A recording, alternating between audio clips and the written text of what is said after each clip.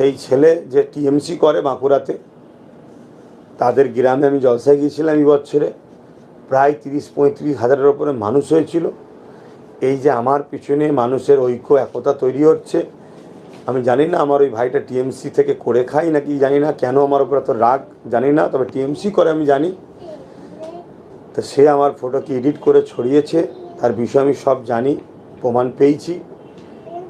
আমি খুব দুঃখ প্রকাশ পেয়েছি।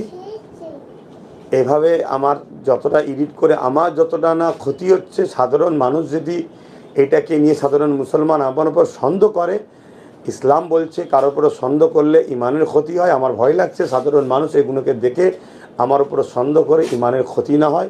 এই যে সাধারণ মানুষের ইমানের ক্ষতি যে করছে, তার কত ভয়ানক ক্ষতি হবে, শাস্তি হবে, সেটা আমার সেই ভাইয়ের কাছে যদি খবর যায় তাকে বলবো তওবা করতে, তাকে ডাইরেক্ট বাইর দিতে বলবো এবং ক্ষমা চাইতে বলবো, যাতে করে আল্লাহ তাকে ক্ষমা করুক। আর নচেত কিন্তু তার আল্লাহ তাকে কঠিন বিচার করবে, এইটুকু আমি আশা করি।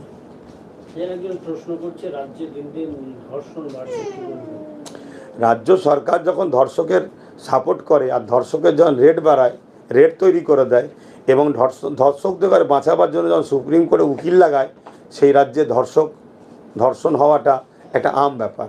আর যারা ধর্ষণ করছে তারা কারা? বেশিরভাগই রাজ্য সরকারের বা যে কোনো নেতাদের ছায়াতলে থাকা চামচা দালালগুলো গুন্ডাগিরি করে খায়। তারা জানে নেতার মাথায় হাত আছে, প্রশাসনকে বলে দেবে, প্রশাসন আমাকে গাইড করবে।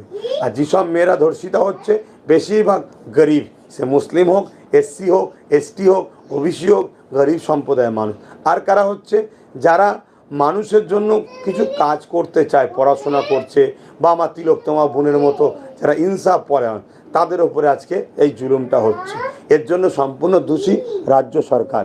এই সরকারকে যতক্ষণ না আমরা সরাতে পারছি ততক্ষণ বেটিরা আমাদের সুরক্ষিত নয়। ঠিক দেখুন, কেন্দ্র সরকার যেসব জায়গায় আছে সেসব জায়গাতেও ধর্ষণ হচ্ছে। কেন? কেন্দ্র সরকারের শুনছি অনেক এমএলএ এমপি রয়েছে যাদের নামে নাকি ধর্ষণের মামলা বা ধর্ষণের সঙ্গে নাকি জড়িয়ে আছে। তাহলে চিন্তা করুন এদের অবস্থাটা কি, সমাজ কোথায় যাচ্ছে, দেশ কোথায় যাচ্ছে। অতএব দেশবাসী যারা দেশকে ভালোবাসেন, মায়ের জাতকে ভালোবাসেন, সংবিধানকে ভালোবাসেন, আপনারা ঐক্য হন। 500, 1000, 2000-এর ভিক্ষা নিয়ে বাড়ির বেটিটা আজকে কিভাবে জীবনযাপন করবে, কি বিপদ আসবে এটা ভাবতে হবে। কিছুদিন আগে দেখছিলাম পুলিশের বেটিকেও নাকি তার ইজ্জত লণ্ঠন হয়েছে। প্রশাসন বন্ধুদের তো ভাবা দরকার আজকে কোথায় যাচ্ছে। পাপ বাপকেও ছাড়ে না, প্রবাদ বাক্য আছে। কারো ঘরে আগ লেগেছে, আপনি মজা নিচ্ছেন, কাল আপনার ঘরে আগুনটা আসবে। এখনও সময় আছে, সংগঠিত হন